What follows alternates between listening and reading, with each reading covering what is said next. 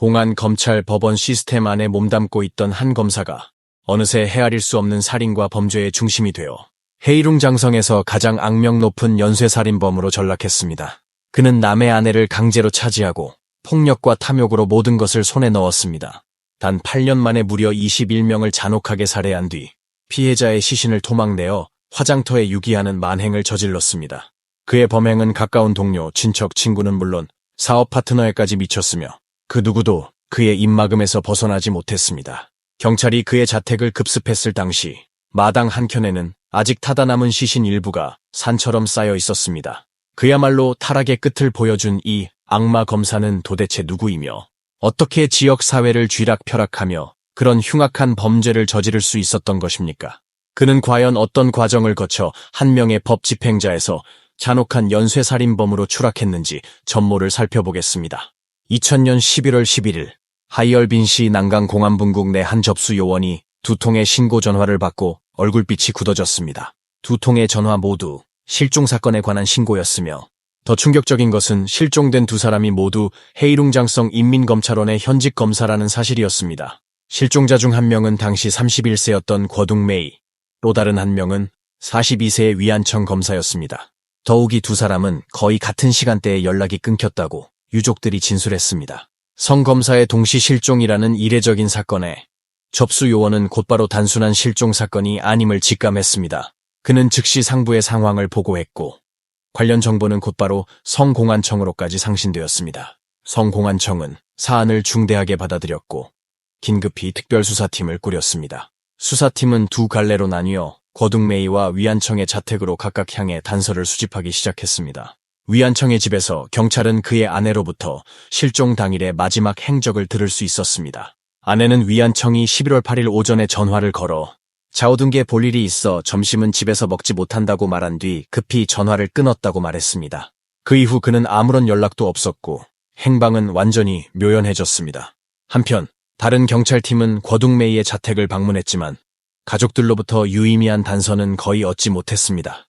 가족들은 궈둥메이가 11월 8일 아침 평소처럼 출근한 이후 돌아오지 않았다고 말했습니다. 경찰은 그녀의 직장으로 향해 실종 전 행동에 이상 징후가 있었는지 탐문 조사에 나섰습니다. 같은 부서에서 일하던 동료는 궈둥메이가 8일 아침 한 통의 전화를 받은 후 자신에게 위안청과 함께 자오둥의 볼일을 보러 간다고 했다고 증언했습니다. 그녀는 곧 돌아올 거라 말했지만 무언가 다급한 기색이 역력했다고 합니다. 컴퓨터 전원조차 끄지 않고 급히 자리를 떴다는 점도 그 증거였습니다.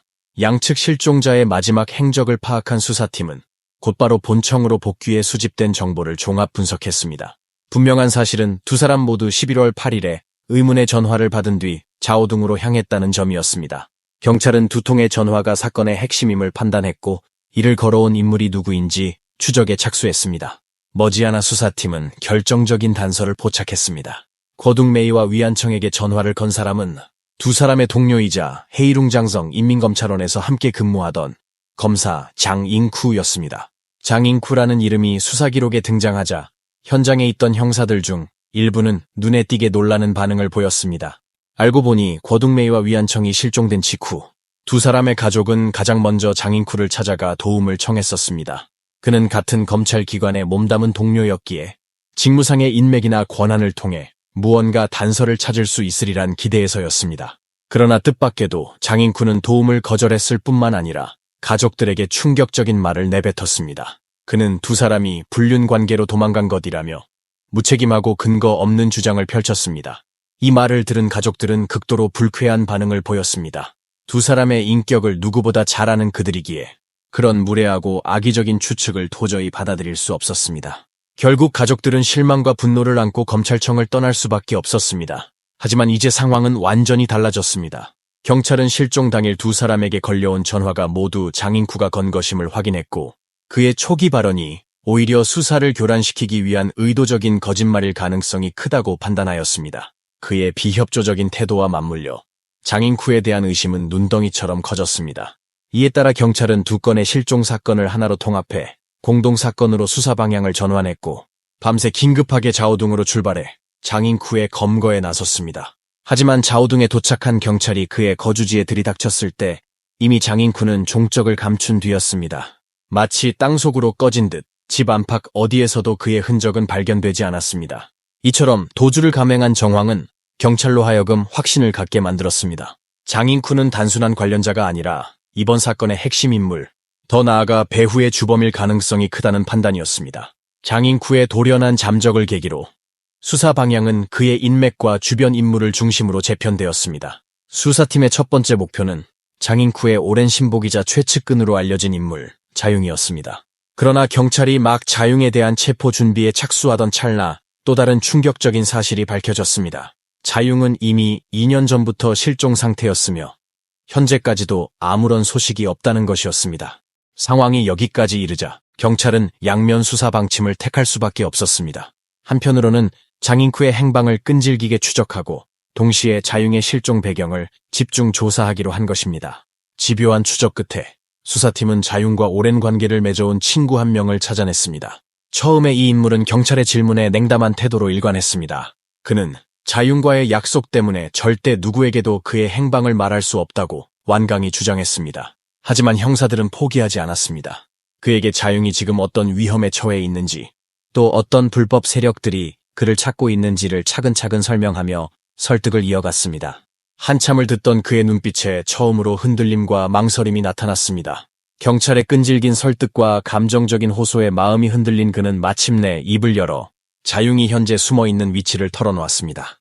자융의 은신처 정보를 확보한 경찰은 즉시 자오둥시 자오저우현의 신펑허구청 뒤편에 위치한 한 보일러실로 향했습니다. 그리고 그곳에서 경찰은 마침내 이 사건의 핵심 인물 중 한 명인 자융을 발견하는 데 성공했습니다. 그러나 경찰이 접근하자 자융은 극도로 과민한 반응을 보였습니다. 갑작스럽게 들이닥친 경찰들을 마주한 자융은 순식간에 이성을 잃고 흥분했습니다. 그는 눈빛이 휘둥그레진 채로 말을 더듬었고 두 팔을 마구 휘두르며 경찰들의 접근을 거부했습니다. 그러면서 너희들 장인쿠가 보낸 거지? 날 죽이러 온 거 아니야? 라며 같은 말을 반복했습니다. 그의 눈동자엔 공포와 불신, 광기마저 어린 절박함이 서려 있었습니다. 자융의 상태가 심상치 않음을 감지한 한 경찰관은 동료와 재빠르게 눈빛을 교환했고 이어 여러 명의 형사가 포위 형태를 갖추고 조심스럽게 천천히 그에게 다가갔습니다. 자융이 극도로 혼란한 틈을 타 경찰은 순식간에 그를 제압하고 안전하게 통제할 수 있었습니다. 자융이 진정되자 경찰은 신분을 밝히며 우리는 공안이다. 당신을 해치러 온 게 아니라 오히려 보호하기 위해 왔다고 단호하게 설명했습니다. 하지만 자융은 여전히 장인쿠에 대한 극심한 공포에 사로잡힌 채 눈앞의 경찰들을 전혀 믿지 못했습니다. 그는 계속해서 너희도 그가 보낸 거잖아. 다 꾸며낸 거지. 라며 혼잣말을 되풀이했습니다. 상황이 진전되지 않자 경찰은 결국 보호 조치를 보장하는 방식으로 설득 전략을 변경했습니다. 자융과 그의 가족 모두를 안전하게 지켜주겠다는 약속을 반복하며 그가 느끼는 위협을 철저히 차단해주겠다고 확약했습니다. 경찰의 인내심 있는 설득과 끊임없는 안심 조치 끝에 자융의 얼굴에도 조금씩 안도의 기색이 떠오르기 시작했습니다. 그는 더 이상 몸부림치지 않았고 서서히 제정신을 되찾으며 눈앞의 경찰들이 정말로 국가 공권력의 일원임을 믿기 시작했습니다. 그리고 마침내 자융은 입을 열었습니다. 그의 진술과 경찰의 후속 수사에 따라 이 사건은 단순한 실종 사건이 아니었음이 드러나기 시작했습니다. 충격적인 진실이 점점 수면 위로 떠올랐습니다. 장인쿠는 단지 거둥메이와 위안청의 실종 사건에만 관련된 것이 아니었습니다. 그는 이미 오래전부터 자신만의 범죄 조직을 은밀히 구축하고 있었던 것입니다. 그의 뒤에서 조용히 버팀목 역할을 해주던 인물은 다름 아닌 자오둥시 공안국 부국장 장자오웨이였습니다. 장자오웨이의 비호 아래 장인쿠는 자신이 거느린 측근들과 함께 1993년부터 2000년까지 무려 8년 동안 21명을 살해한 것으로 드러났습니다. 장인쿠는 1952년 헤이룽장성 샹야산시 지셰년 프리툰의 평범한 농가에서 3남매 중 셋째로 태어났습니다. 청년 시절 그는 국가의 상산하향 정책에 따라 자오둥으로 내려가 지식청년으로 일했고 그 후에는 헤이룽장성의 유명한 정법대학에 입학하게 됩니다. 대학 졸업 후 정책 특혜에 힘입어 그는 헤이룽장성 인민검찰원에 배정되어 검찰 보조원으로 근무를 시작했습니다. 일처리가 노련하고 능력도 뛰어났던 그는 빠르게 두각을 나타내며 정식 검사로 특별 승진하였고 동기들 중 누구보다 빠르게 출세 가도를 달렸습니다. 1992년 개혁개방의 바람 속에서 장인쿠는 하해경상, 즉 공직을 떠나 사업에 뛰어드는 풍조에 관심을 가지게 되었고 결국 자신의 형제들과 함께 도자기 회사를 설립했습니다. 당시 공무원의 영리 활동이 금지되어 있었기 때문에 회사의 법적 대표는 측근인 자융의 이름으로 등록되어 있었으나 실제 운영과 의사결정은 모두 장인쿠가 장악하고 있었습니다. 자융은 단지 외부에 얼굴을 내미는 흰 장갑 역할을 했을 뿐이었습니다. 도자기 회사를 세운 이후 장인쿠는 자신이 가진 검사 신분을 이용해 다양한 인맥을 동원하고 비리 허가를 따내는 등 불법 수익을 취하기 시작했습니다. 이 시기는 그가 훗날 범죄의 길로 들어서는 전환점이 되었습니다. 1993년 그의 야망은 점점 커졌습니다. 그는 회사 자금을 함부로 유용하여 각종 관계자들과의 로비와 청탁에 사용했고 사업 수주를 위해 돈을 아끼지 않았습니다. 같은 해 그는 자오둥시 공안국 부국장 장자오웨이의 어머니가 중병에 걸렸을 때 치료비를 대신 내주며 은혜를 베풀었고 이 일로 장자오웨이는 장인쿠의 확실한 비호자가 되었습니다. 이후 장인쿠의 거의 모든 불법 행위는 장자오웨이가 뒤에서 가려주고 감싸며 그가 자오둥에서 거리낌 없이 활개치도록 만든 것입니다. 특히 주목할 점은 장인쿠의 도자기 회사는 자오둥 지역에서 악명이 자자했던 기업이라는 점입니다. 이 회사와 한 번이라도 거래한 업체나 하청업체는 하나같이 사기를 당하거나 손해를 보았으며 뒤늦게 후회해도 배상은커녕 항의조차 할 수 없었습니다. 장인쿠의 공식적 신분과 장자오웨이라는 배우 실세가 버티고 있었기 때문에 누구도 함부로 손을 쓸 수 없었기 때문입니다. 하지만 장인쿠는 단지 비열하고 탐욕스러운 사업가에 그치지 않았습니다. 1993년부터 2000년까지 그는 자신이 거느린 수하들과 함께 무려 21명의 생명을 무참히 앗아갔습니다. 그들의 범행은 냉혹하고 잔인했으며 일말의 양심도 찾아볼 수 없는 극악무도한 범죄였습니다. 첫 번째 희생자는 멍셴밍이라는 인물이었습니다.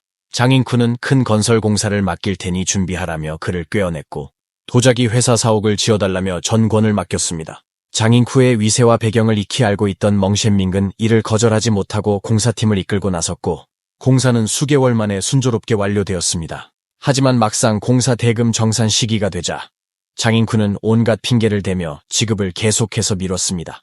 멍셴밍도 장인쿠의 악명 높은 행실을 알고 있었지만 그의 공사 인부들이 먹고 살 길이 막막했기 때문에 멍셴밍은 울며 겨자 먹기식으로 수차례 돈을 받기 위해 장인쿠를 찾아갔습니다. 계속된 채권 요구에 불쾌감이 쌓인 장인쿠는 오히려 살의를 품게 되었고 결국 하나의 치밀하고 악랄한 살해 계획을 세우게 됩니다.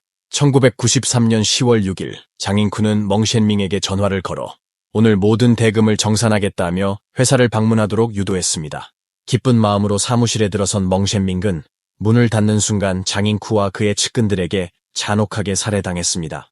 이들은 범행을 은폐하기 위해 시신을 회사 뒤편 보일러실로 옮겨 소각 처리해 증거를 인멸하려 했습니다. 그리고 이 끔찍한 살인은 시작에 불과했습니다. 멍셴밍을 죽인 지 불과 15일 후 또 다른 희생자가 발생했습니다. 1993년 10월 21일 도자기 회사 사무실에 또 한 명의 피해자 숭리궈가 방문했습니다. 그는 한 기관의 철강 판매원으로 과거 도자기 회사에 철강 자재를 납품한 인물이었습니다. 그러나 공사 종료 후 대금이 지급되지 않아 수차례 채권을 요구했으나 전혀 소득이 없었습니다. 결국 그는 직접 회사를 찾아가 마지막 통보를 하러 온 것이었습니다. 숭리궈의 항의에 대해 장인쿠는 우리는 자재를 받은 적이 없다며 이런지해 부정했고 단돈 100원도 줄 수 없다며 배째라는 식의 태도를 보였습니다.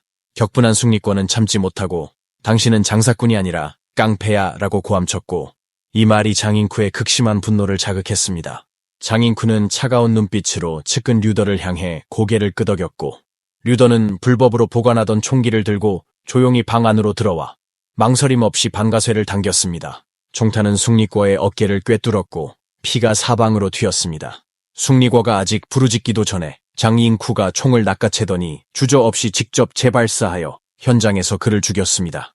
이후 그는 멍셴밍에게 했던 것처럼 시신을 보일러실로 끌고 가 불태워 증거를 완전히 지우려 했습니다. 며칠 뒤 숭리꺼의 가족들은 상황이 이상하다는 것을 알아차렸습니다. 그는 원한을 산 사람이 없었고 평소 온화한 성격이었으며 유일한 특이점은 집을 나서기 전에 장인쿠에게 돈을 받으러 간다고 말한 것이었습니다. 가족들은 즉시 경찰에 신고하며 실종사건 조사를 요구했습니다. 하지만 사건은 결국 흐지부지되고 말았습니다. 그 당시 자오둥시 공안국 부국장 장조위가 이미 장인쿠에게 연루되어 그의 보호막이 되었기 때문입니다. 장조위의 조작해 경찰은 사건을 정식으로 접수하지 않고 숭리꼴을 단순 실종자로만 등록하며 아무런 후속 조치를 하지 않았습니다. 이 살인사건은 그렇게 철저히 은폐되었습니다. 하지만 장잉쿠의 악행은 여기서 끝나지 않았습니다. 그는 협력자들을 잔인하게 죽였을 뿐만 아니라 더욱 충격적인 것은 자신의 친사촌 동생마저도 용서하지 않았다는 점입니다. 숭리꼴을 살해한 뒤 장잉쿠는 인성을 완전히 잃은 짓을 저질렀습니다. 바로 자신의 친사촌 장슈하에게 시신 처리에 가담하도록 강요한 것입니다. 도자기 회사에 폐쇄된 보일러실에서 펼쳐진 끔찍한 시신 해부 현장은 20대 초반에 불과한 장슈하의 정신을 완전히 붕괴시켰습니다. 그는 구토를 멈추지 못하고 정신이 혼미해졌으며 이후 심각한 스트레스성 정신장애를 앓게 되었습니다. 특히 경찰 제복을 입은 사람을 극도로 두려워하여 제복만 봐도 비명을 지르며 광분했습니다. 장잉쿠네은 이때야 장슈가이가 정신이 무너지면서 자신이 저지른 살인 사실을 누설할지도 모른다는 것을 깨달았습니다. 그는 입막음 살인을 계획했지만 선뜻 실행하지 못했습니다. 장수아이가 자신의 친삼촌의 외아들이었기에 만약 무슨 일이 생기면 가족 내에서 도저히 감당할 수 없었기 때문입니다. 그래서 장잉쿠는 장슈하이를 회사 뒷마당에 폐쇄된 창고에 가두고 충신들에게 경계를 세워 외부와의 접촉을 금지시켰습니다. 그러나 시간이 흐르자 이것이 오래갈 방법이 아님을 깨달았습니다. 몇 달 후 그는 슈하이를 고향으로 보내 안정을 취하게 한다는 명목으로 장슈하이를 집 편현의 옛집으로 데려갔습니다. 가족의 보호가 느슨해질 때를 노려 제거하려 했던 것입니다. 그러나 예상과 달리 장슈하이의 부모는 이상할 정도로 경계심이 높았고 잠잘 때조차도 아들을 곁에 두었습니다. 어쩔 수 없이 장잉쿠는 또 다른 핑계를 만들어 장슈하이를 자오둥시 정신병원에 보내 치료받게 한다며 다시 자오둥으로 데려갔습니다. 얼마 지나지 않아 도자기 회사의 외진 차고에서 장잉쿠는 충신들에게 지시하여 장슈하이를 밧줄로 목 졸라 살해했고 이후 예전 방식대로 시신을 불태워 모든 증거를 없앴습니다. 그는 자신의 친사촌 동생을 직접 손으로 끝낸 이유는 오직 비밀이 새는 것을 두려워했기 때문입니다. 하지만 장잉쿠의 죄악은 이뿐만이 아니었습니다. 그는 탐욕스럽고 무차별로 무고한 사람들을 살해했을 뿐만 아니라 극단적인 색욕에 사로잡혀 있었습니다. 그리고 그의 왜곡된 소유욕은 연이어 무고한 목숨들을 빼앗았습니다.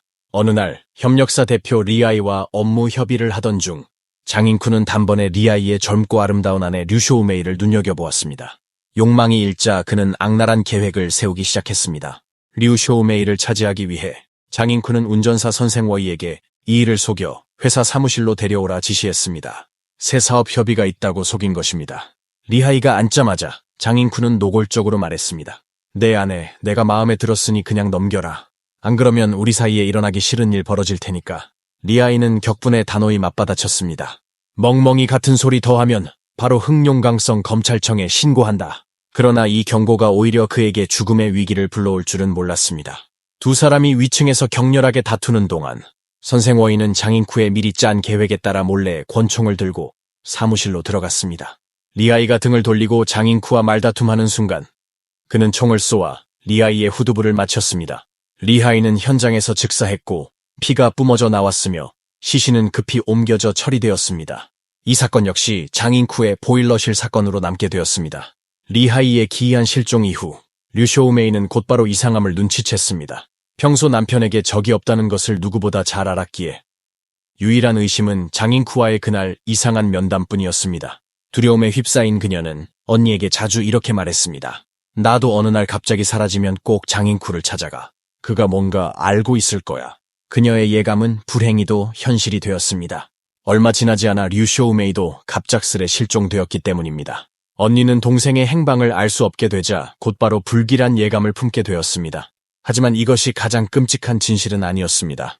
장잉쿠는 색욕에 사로잡혀 사람 목숨을 경시하는 동시에 죽은 자의 귀중한 물건을 탐냈습니다. 류쇼우메이의 결혼 다이아몬드 반지, 금 귀걸이, 심지어 가보인 옥팔찌까지 모두 그가 차지했습니다. 그녀가 사라진 뒤 이 모든 물건은 단 하나도 다시 나타나지 않았습니다. 그는 단순히 재물을 노린 것에 그치지 않고 생명까지 빼앗은 사람 얼굴을 한 짐승과도 같은 존재였습니다. 그에게는 어떠한 한계도 존재하지 않았습니다. 1997년 8월 장잉쿠는 이전에 알게 된 여자 사장 소모가 잠시 방심한 틈을 타 몰래 수면제를 그녀가 마시던 과일주에 섞었습니다. 소모는 곡물과 식용유 유통점을 운영하면서도 평소에는 장신구 사업을 즐겨 했습니다. 장인쿤은 과일주를 소모에게 건네고 그녀가 마시는 것을 확인한 뒤 조용히 약효가 나타나길 기다렸습니다. 얼마 지나지 않아 소모는 약기운에 빠져 의식을 잃었습니다. 장인쿤은 이때를 틈타 날카로운 칼을 들고 잔인하게 그녀의 심장을 찔러 살해했습니다.